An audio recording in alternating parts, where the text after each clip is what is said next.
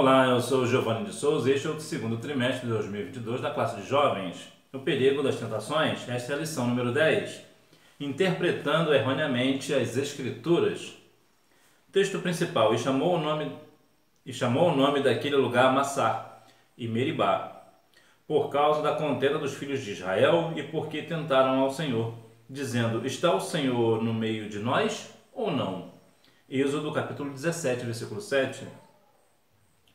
Resumo da lição.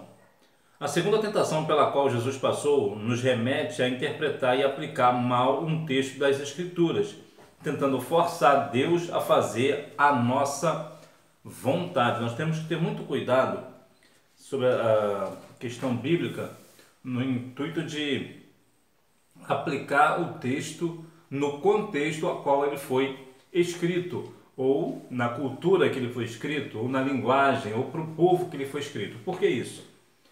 Para que evite esse tipo de coisa, para que nós não venhamos fazer, meio que querer forçar que Deus faça a nossa vontade. Na verdade, Deus fará sempre a vontade dele. Introdução. A palavra de Deus vem sendo lida, ensinada e pregada por praticamente todo mundo. Ela tem o poder de mudar a vida das pessoas e nos revela o que Deus deseja que saibamos para sermos salvos e igualmente cidadãos dos céus. Entretanto, essa mesma palavra pode ser mal interpretada e mal aplicada, e Satanás nos mostra isso quando tenta pela segunda vez ao Senhor Jesus. A palavra de Deus, a Bíblia, é o livro mais vendido, mais distribuído e mais contrabandeado do mundo. Contrabandeado. Pode estar ruim isso aí. Então veja que a palavra do Senhor, a Bíblia Sagrada, ela é o livro mais importante do mundo. Por quê? Porque ele é a palavra do Senhor. É nossa regra de fé e prática. Entretanto, se ela for mal interpretada e colocar um texto fora do seu contexto, vai trazer ruínas para o povo. E quantas das vezes nós não vemos isso? Vemos, por exemplo, o caso aqui, que Satanás usou a própria palavra para distorcer a palavra e assim fazer com que Jesus, no caso, pecasse. Então veja que nós devemos ter muito cuidado quando nós vamos ensinar a palavra, pregar a palavra, para que nós não venhamos falar e fazer coisas erradas por parte da palavra. Não, que a Bíblia diz isso. Mas a Bíblia diz isso num contexto completamente diferente. Vou te dar um exemplo aqui bem prático. De modo geral, as pessoas usam muito Filipenses 4,13, dizendo, tudo posso naquele que me fortalece. Pegamos esse texto isolado e muitas das vezes colocamos nas fachadas do estabelecimento, tudo posso naquele que me fortalece. Mas não é isso que o texto está dizendo. O que o apóstolo Paulo estava falando ali é que ele sabe passar necessidade, também sabe ter fartura, ele sabe se dar bem em todas as circunstâncias, vamos dizer assim. Então ele pode todas as coisas, ou seja, ele pode passar por todas as coisas naquele que o fortalece. Não que ele vai ser um triunfalista, que ele pode fazer qualquer coisa que o Senhor vai fazer valer. É algo, por exemplo, se eu posso tudo naquele que me fortalece, então vou ter o melhor emprego do mundo e Deus vai se virar para me dar esse emprego, porque eu posso todas as coisas. Não é isso que o texto está dizendo. Então nós precisamos ter muito cuidado quando nós vamos interpretar um texto, ler um texto, para que nós não venhamos cair nesse engano, de usar um texto fora do seu contexto. Mudando o cenário da tentação, na Cidade Santa, devemos observar que Satanás se utilizou do santuário, ainda que a parte exterior, como cenário da tentação. Ele não respeita locais de culto e pode se utilizar deles para gerar confusão entre os crentes. É algo bastante delicado para se dizer que muitas das vezes a Bíblia diz que maior que está em nós do que os que estão no mundo. Por conta disso, as pessoas dizem que, já ouvi, alguns pastores até chegou a falar comigo, mencionar comigo, que não vai mudar isso, não vai mudar aquilo, porque Satanás não vai entrar ali. Se Satanás foi na presença de Deus para falar sobre Jó, foi na presença de Jesus para tentá-lo, você acha que o Satanás não vai entrar na igreja? Você acha mesmo? Então veja que muitas das vezes Satanás ele entra, né, o espírito, né, vamos assim dizer, né, ele não respeita o local de culto, ele não quer saber se é a igreja ou não. Se der ocasião à carne, ele vai entrar. Ele é atrevido. Então muitas das vezes o cristão ele acha que por ele ser cristão, o adversário não vai entrar na igreja. Entra e até se manifesta, e se for o caso, até faz pessoas passarem vergonhas dentro da igreja. Veja, por exemplo, a questão de Paulo, né, quando algumas pessoas foram ali expulsar um demônio, e desconjuro a quem Paulo prega, e o que o demônio falou para eles? Bem sei quem é Paulo, sei quem é Jesus, e quem tu és, né? Vamos assim dizer, né? Trazer aqui uma linguagem mais prática para nós. E a Bíblia diz que eles saíram envergonhados, porque saíram sem suas vestes. Então veja que situação. O adversário ele é atrevido. Então, mais uma vez, se ele foi na presença de Deus afrontar Deus e depois foi em Cristo para tentar Cristo, tu acha mesmo que você sendo jovem, o adversário não vai querer entrar na sua vida? Ou na sua igreja? Claro que ele vai. Nós não devemos dar lugar a isso. A ele, né? Se tu és o Filho de Deus. Essa é uma lição que precisamos guardar. Veremos com Jesus que se Deus já se pronunciou sobre o que somos nele, não precisamos dar ouvidos aos que duvidam daquilo que ele falou a nosso respeito. Infelizmente, nós temos uma tendência, de modo geral, o ser humano, de modo geral, tem uma tendência a dar mais ouvido àquilo que a parte do mal, né, vamos assim dizer, né, a parte ruim do que a parte boa. Vou te dar um exemplo. Imagine que você vai para uma cidade. Você pega o carro ou o ônibus e você passa pelas estradas. Você vai ver muitos lugares, cachoeiras, jardins e tantas coisas bonitas.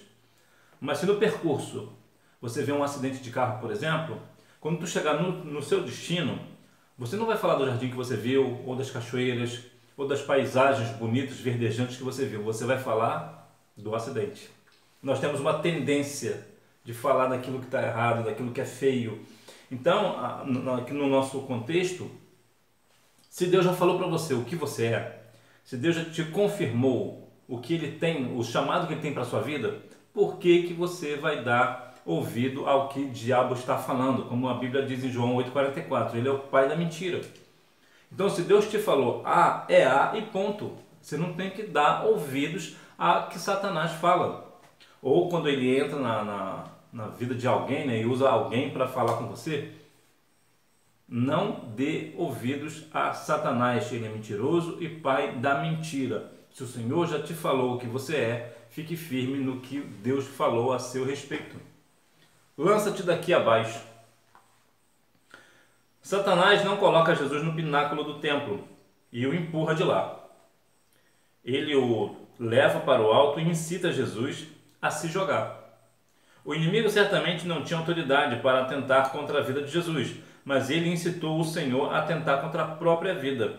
De forma geral, a tentação nos é apresentada como algo que dependerá de nós aceitarmos ou não.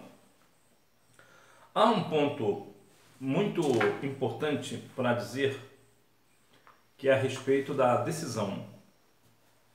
A sua vida é você quem decide em parte, né? De modo geral, em parte é você que decide, outras coisas são os seus pais que decidem e tal.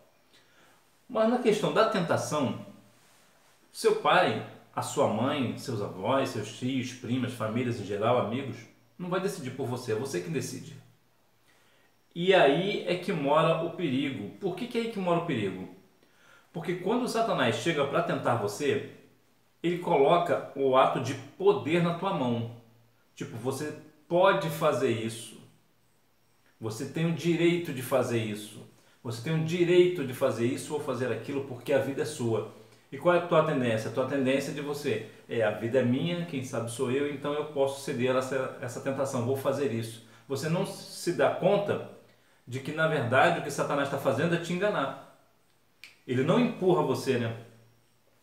ou faz algo dessa natureza. Ele faz com que você pense que é você que está decidindo, mas na verdade não é você que está decidindo. Você na verdade está obedecendo a Satanás. Então veja que eu estou falando você até para você ficar, para deixar claro, né? Não ficar jogando para um e para outro. Sejamos honestos, né? Sejamos diretos e claros. Então o que vai acontecer? Você vai pensar, não, eu posso fazer isso aqui, porque é aquela história da soberba, que nós precisamos ter muito cuidado sobre essa questão da soberba, porque parece que quando alguém coloca uma decisão na nossa mão, nós temos a tendência a ser soberbos. Eu tenho autoridade, eu posso fazer, quem sabe sou eu. Aí é que mora o perigo. É por isso que muitas das vezes nós caímos em tentação, porque nós nos achamos autossuficientes para decidir isso ou aquilo, e na verdade o que nós estamos fazendo nessa questão da tentação é dando ouvido a Satanás. Então, tome cuidado com esse negócio. Distorcendo a palavra de Deus.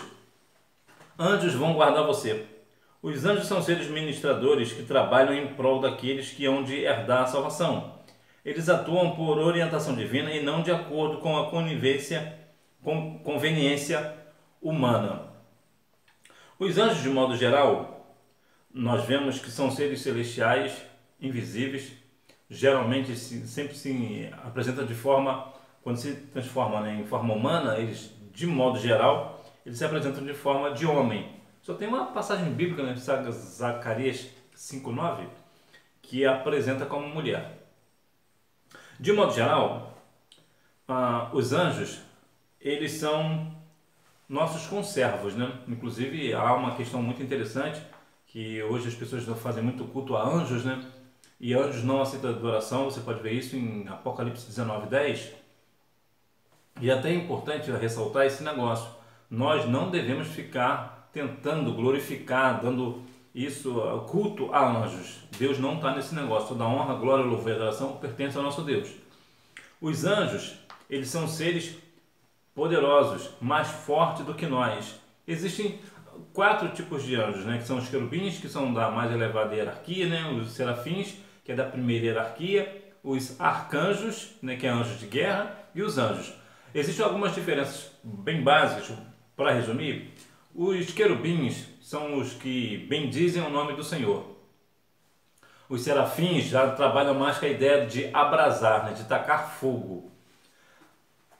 Os arcanjos, existe duas linhas de pensamento que dizem que...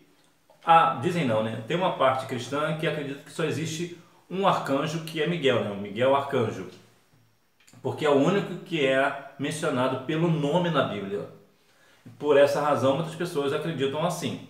Tem uma outra linha de pensamento que mostra que não é somente um arcanjo, existem outros arcanjos, isso com base no livro de Daniel. Por quê? Porque a Bíblia diz no livro de Daniel que arcanjo, um dos primeiros príncipes. Isso quer dizer que se ele é um dos primeiros, quer dizer que tem outros. Mas de modo geral não vamos entrar nessa discussão. Mas o arcanjo, ele é um anjo para guerrear, ele é um anjo de guerra. E os anjos, eles já são mensageiros. Eles são mensageiros. Então eles não são dotados de misericórdia. Eu vou te dar um exemplo. Se o Senhor Jesus, se Deus mandar ele fazer algo, o anjo ele não vai pensar 2 vezes. Se Deus mandou fazer, ele vai fazer. Por exemplo, a ideia lá de Balaão, lembra? Que o anjo chegou para fazer o trabalho e Deus abriu a boca da jumenta, aquela coisa toda. Então, o anjo ele não é dotado de misericórdia. Então, se Deus mandou ele fazer, ele vai fazer. O anjo vai fazer. Então, muitas das vezes, por conta disso, as pessoas acabam distorcendo a palavra. Não, os anjos vão te dar ordem a seu respeito e o anjo vai te dar vitória. Não, o anjo não vai dar vitória. O anjo só vai entregar uma vitória para nós, se for o caso, se Deus mandar. Por que eu digo isso? Porque muitas das vezes as pessoas acabam cultuando a anjos e Deus não está neste negócio. Então, cuidado para você não distorcer a palavra. Os milagres são obrigatórios? Um dos equívocos mais difundidos em nossos dias é que se Deus não prover milagres diários em nossas vidas, então nossa fé é fraca ou a nossa comunhão com Ele é pouca. No entanto, a nossa comunhão com Deus não pode ser medida pelas respostas miraculosas que Ele pode nos dar. O Todo-Poderoso opera maravilhas e faz milagres de acordo com a sua vontade no momento que ele deseja. É muito interessante que parece que agora a gente tem que trabalhar por resultado, né? Se Deus não fizer um milagre na minha vida, então Deus não está comigo. Como se fosse Deus tivesse a obrigação de fazer um milagre na minha vida. O maior milagre que nós recebemos da parte do Senhor é a nossa salvação, que Ele deu o seu Filho na cruz do Calvário por nós. Essa é o maior milagre que nós temos. Nós não precisamos de outro, esse basta. Entretanto, como Deus é um Deus amoroso, é um Pai amoroso, Ele faz outros milagres na nossa vida, milagres extraordinários, coisas espantosas, maravilhosas, que nós não conseguimos muitas vezes mensurar com palavras. Por conta disso, há uma questão que nós precisamos ter muito cuidado, que está lá em Mateus capítulo 7, versículo 22. Vamos ler, né? Que esse negócio de dar referência, a gente não olhar direitinho, né? Às vezes pode vir uma referência errada. Muitos me dirão naquele dia: Senhor, Senhor, não profetizamos nós no Teu nome, e em Teu nome não expulsamos demônios? E em Teu nome não fizemos muitos milagres? Então lhes direi abertamente: nunca vos conheci, apartai-vos de mim, vós que praticais a iniquidade. O que é isso? Nem todos que têm uma vida de milagre, que é um milagre que tem na vida dessa pessoa, essa pessoa faz milagres em nome de Jesus, opera um milagre em nome de Jesus, né? Na verdade, o milagre quem faz é o Senhor, e expulsa demônios, isso não quer dizer que essa pessoa esteja salva. Então veja que são dois parâmetros, então nós precisamos ter muito cuidado para não medir as pessoas assim. Há pessoas que são salvas na pessoa de Cristo, mas que você não verá milagre na vida dele. Você quer ver um exemplo? O João Batista é o maior de todos os profetas de acordo com Cristo. Jesus falou que não houve profeta maior do que João Batista, mas não existe nenhum milagre relacionado a João Batista. Então você vê que o milagre ele é algo que vem da parte do Senhor. O Senhor, por sua vontade, opera em nós um milagre ou não. Mas como já diz a canção, se Deus fizer, Ele é Deus. Se não fizer, Ele também é Deus. Posso mesmo fazer o que eu quiser? Não temos o direito de realizar certas ações e acreditar que o Senhor tem a obrigação de atender ao que estamos tentando fazer, ou de impor a Ele os nossos planos, como se Deus fosse um servo e nós os senhores. É o famoso colocar Deus na parede. Ou o Senhor me dá, ou o Senhor me dá. Existem casos específicos que, por alguma razão, por exemplo, Moisés disse, se o Senhor não for comigo, risca meu nome aí. Gideão também fez prova do Senhor. Não, Senhor, vamos entrar aqui num acordo aqui, que esse caçalã aqui vai molhar aqui não vai molhar, depois vai inverter. Ele está fazendo uma prova, é uma coisa diferente. E são duas coisas distintas. Está fazendo prova do Senhor por alguma razão. Agora, quando a pessoa acha, não, eu vou fazer isso e o Senhor vai ter que fazer. Não, o Senhor não vai ter que fazer nada. Por quê? Porque Ele que é o Senhor e não nós. Como já diz a música do Grupo Logos, né? Então, o Evangelho do Grupo Logos. Se quiser ouvir, você ouve aí, é uma música boa. Então veja que há uma diferença entre buscar fazer o meu querer, e quando Deus me chama para um negócio e eu peço uma confirmação a Ele. É diferente. Quando eu peço uma confirmação, não é que eu esteja duvidando do Senhor. Eu quero apenas que Ele confirme. Aí o Senhor vai e fez o que com Gideão? O Senhor foi lá e confirmou o chamado para Gideão. É diferente. Então veja que muitas das vezes as pessoas hoje acham que, até usam um versículo, né, onde o Espírito de Deus está a liberdade, então porque tem liberdade, então se eu sou livre eu posso fazer o que eu quiser. Não é esse ponto. A nossa vida ela tem que ser pautada no Senhor, na palavra. Então nós precisamos ter muito cuidado acerca deste negócio. O povo no deserto, Deus está conosco mesmo? Eles se colocaram contra Moisés, e o Senhor orientou seu servo a ferir a rocha para que dela saísse água. E o Deus proveu água para o seu povo. O problema apontado nesse texto não é a sede e a falta de água, e sim colocar em questão a presença do Senhor quando se está passando por um momento de privação temporária, como fizeram os hebreus. Está o Senhor no meio de nós ou não? Então veja que aqui há uma dúvida, existe uma dúvida.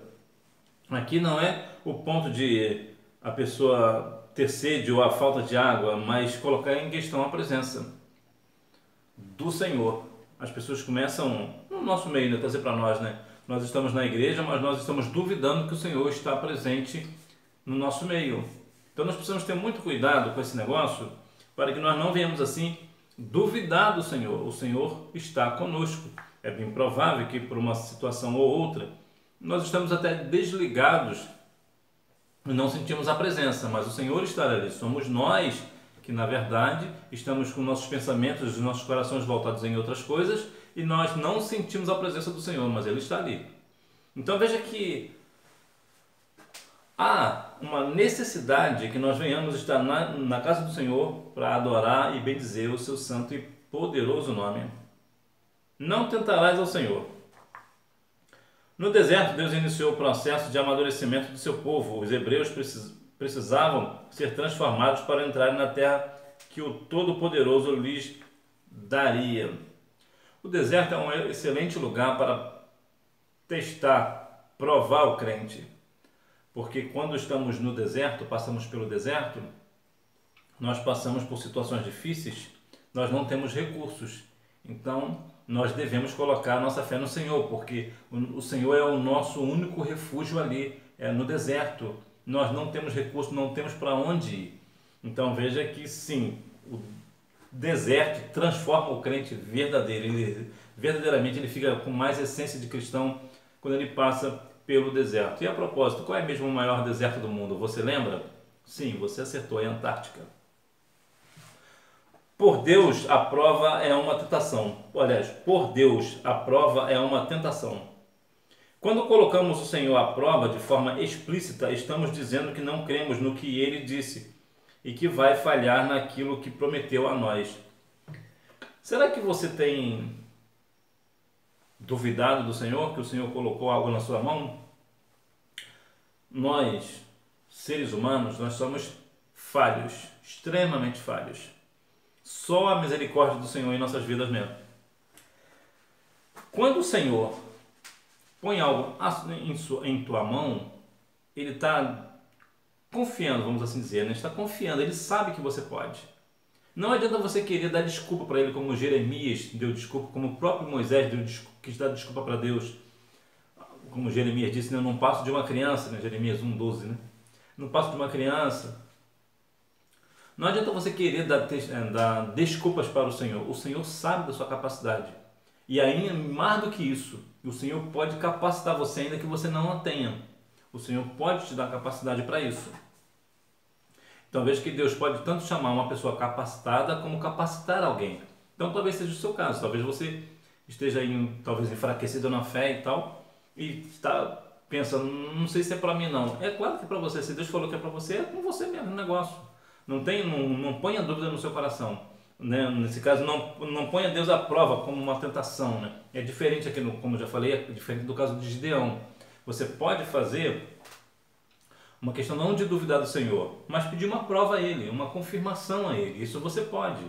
Deus vai entender que você não está duvidando dele, você só quer ter uma maior segurança. Talvez você está, será que foi comigo mesmo o negócio? Então, você pode de fato fazer uma prova do Senhor, né? Assim como foi o caso de Gideão. Então nós precisamos, até para colocar Deus, pedir uma confirmação ao Senhor, nós precisamos ter muito cuidado para que assim não fique, para que nós não venha assim mostrar, né, melhor dizendo, que nós não cremos nele, né? Porque se o Senhor disse que o negócio é com você. Conclusão. Satanás provavelmente preferia ver Jesus no pináculo do templo, atraindo a atenção das pessoas e sendo um espetáculo. Jesus preferiu a cruz para atrair a todos nós, nos salvar, perdoar e nos conduzir a Deus para passar a eternidade com Ele. Interpretar de forma errada a palavra de Deus pode ter implicações sérias para a vida do cristão. Satanás tentou Jesus a agir por conta própria, interpretando a palavra sem respeitar o seu devido contexto. Então, mais uma vez, quando você for pregar, quando você for falar, cuidado com o contexto. Há coisas que, louvores inclusive, né? Há muitos louvores também que são cantados completamente fora do contexto. Então veja que nós precisamos ter muito cuidado na hora de falar da palavra, mencionar a palavra a respeito de uma situação ou outra, para que nós não venhamos assim falar algo fora do contexto e assim tirar todo o sentido da palavra e acabar caindo em tentação, né? Hora da revisão. Número 1, para o pináculo do templo. Número 2, parte do ministério de Jesus ocorreu em Jerusalém. Número 3, tentação é mais que uma prova da nossa fé, é uma prova da nossa confiança em Deus. Número 4, ele queria que Jesus atraísse a atenção das pessoas, sendo um espetáculo. Número 5, não. Todavia, a vontade do Senhor é boa, agradável e perfeita. Nós vemos assim ficar com a palavra do Senhor em nossos corações, para que nós não venhamos interpretar erroneamente as Escrituras, né? Nós venhamos falar com seriedade da palavra do Senhor e mais do que isso, né?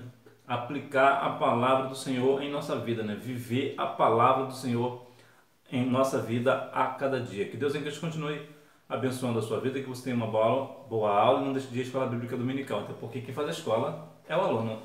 Tchau!